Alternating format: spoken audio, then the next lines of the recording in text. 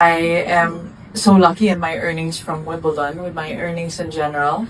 I invest in my future. $396,100, 10 days of tennis, one 21-year-old from Manila. That is what Alex Eala walked off center court with after her fourth-round run at Wimbledon 2026, the largest single paycheck of her career, cashed on the biggest stage in the sport.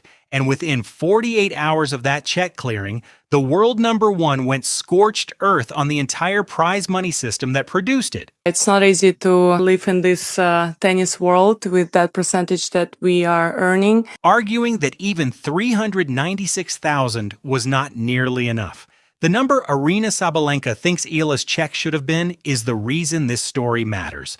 For the first time in her career, Eala walked into a Grand Slam as a seeded player, the number 29 seed at Wimbledon 2026. She walked out ranked number 28 in the world, holding a check for £300,000.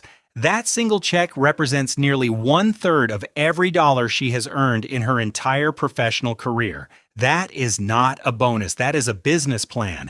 And on June 27th, in a press room at the All England Club, the world number one made that exact point and refused to sit down when they tried to shut her up. Aryna Sabalenka is not fighting the WTA. She is fighting the 4 Grand Slams, the independent bodies that run Wimbledon, Roland Garros, the US Open, and the Australian Open. And she is fighting them in coordination with Coco Gauff, Jannik Sinner, Carlos Alcaraz, and Jessica Pegula, all of whom co-signed a letter this spring demanding one specific number: 22% of tournament revenue for the players. The slams reportedly pay somewhere between 15 and 16% right now. The WTA and ATP 1000 events already pay 22%. That gap is the entire war. And in May of this year, Sabalenka told The Athletic exactly how far she was willing to take it. At some point, she said, we will boycott. The world number one used the word boycott out loud on record 6 weeks before Wimbledon, and she has not backed off since. Here is what Eala's Wimbledon week actually looked like on paper. Round 1, she dispatched Renata Zarazua, the same player who had beaten her in 2025. Round 3, she took out the number 21 seed Marie Busakova. Round 4, center court against Jasmine Paolini. She took the second set 6-4 before losing 6-4, 4-6, 6-3. 240 ranking points, career high number 28, $396,100. In peso terms, the Filipino press ran the number at 24.3 million. That number trended for a reason. It is more money than most Filipino Olympic gold medalists have received in career government bonuses combined. For a nation that has watched their athletes fight for scraps for generations, this was not a paycheck. This was proof. Now put that check next to what the tournament itself banked. Wimbledon 2026's total prize pool was a record £64.2 million. Sounds generous until Sabalenka pulled up the receipts. On June 27th, pressed in her pre-tournament press conference, the world number one said it plainly.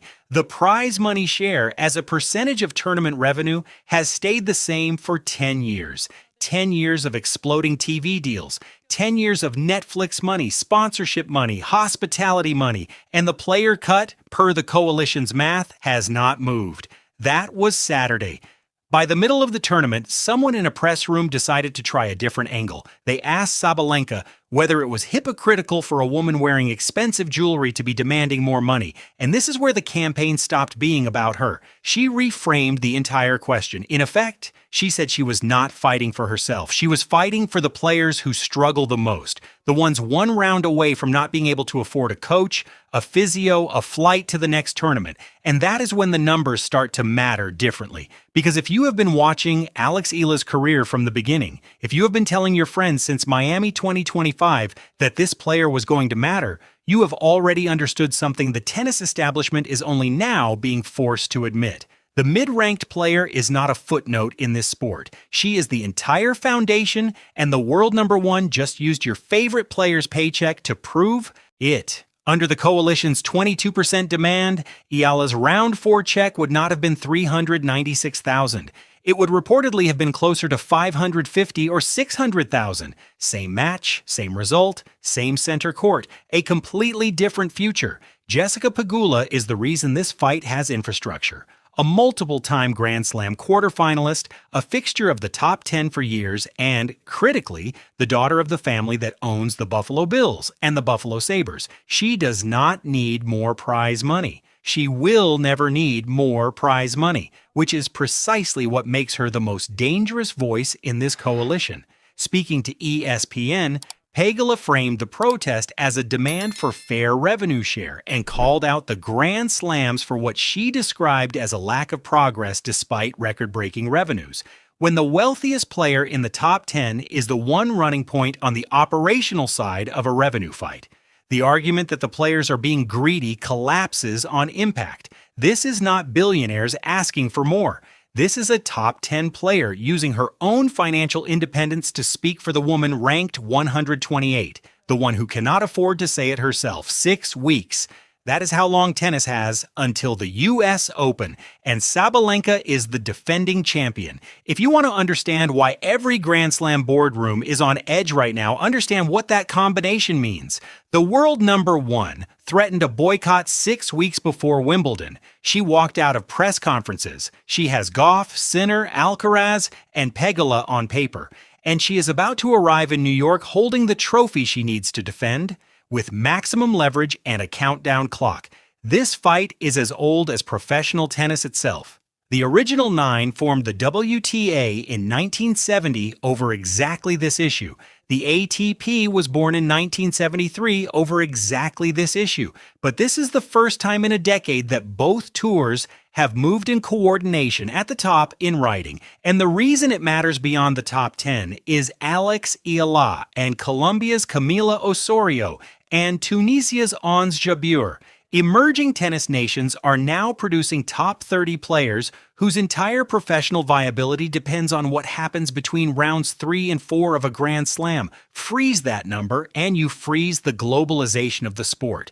The tape does not lie about the Paolini match. Eala took a set off a top 10 player on center court and then lost the third 6-3. She has not played a competitive match in the 11 days since.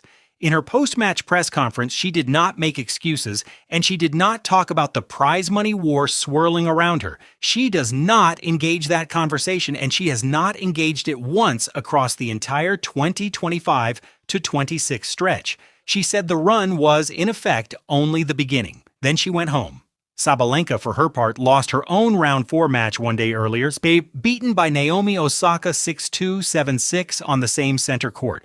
The world number 1 said afterward she wanted to get drunk and forget it. Both players out in the same round. 1 day apart. One went silent. The other went to war. $396,000. 10 years of frozen revenue share. A 29 seed who left as the 28th ranked player in the world. A world number 1 who walked out of a press room rather than pretend the math added up. When the top of the sport says the system is broken and the middle of the sport quietly cashes a check that changes her life while proving the same point, the argument stops being about the rich getting richer. It becomes about who professional tennis is actually built for. So here's the question worth arguing in the comments. If Sabalenka and the coalition actually pull the trigger on a U.S. Open boycott in 6 weeks, do you stand with the players or with the slams? And more importantly, does a boycott help the next Alex Eala, or does it cost her the one paycheck she cannot afford to lose? Stake your claim below. Predict what happens in New York, then subscribe, because this story does not end at Wimbledon. It ends at Flushing Meadows in 6 weeks, and we are covering every letter, every press room walkout, and every check that gets cut between now and then. The people calling this early are the ones who will be right first.